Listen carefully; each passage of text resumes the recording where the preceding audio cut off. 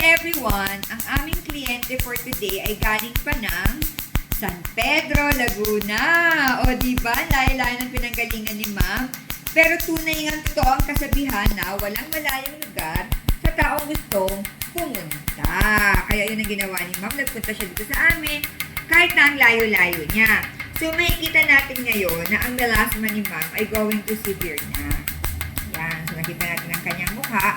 So, ginagamitan ko muna siya ng unang laser natin.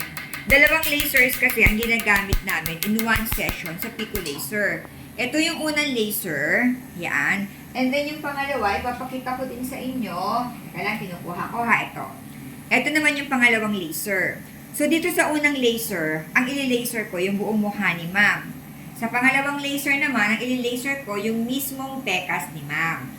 So, napakaganda ng treatment namin for melasma kasi very intensive. 2 lasers ba naman ang gagamitin natin eh. And then, ang ginagamit ko rin shots, total number of shots per session is between 5,000 to 6,000 shots. Kaya nga ba, napakaganda ng pag-treat natin ng melasma. So, dito na ako sa right cheek ni ma'am. Actually, pagkatapos nito, magpapasada pa ako ng ilang beses kay ma'am bago ko gamitin yung pangalawang laser. So, pinapakita muna namin sa inyo yung aming pagle-laser ngayon. And then, dito naman tayo sa kaliwa para makita nyo kung paano ginagawa. Medyo taas po kayo ng konti, ma'am. So, papataasin natin ng konti ang ating kliyente para maabot ko siya. So, ayan na.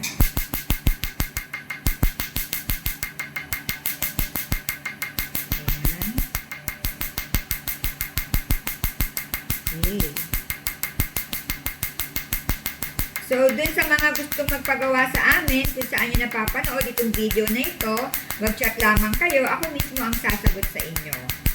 So, we have to say bye-bye na! We hope to see you soon! Bye!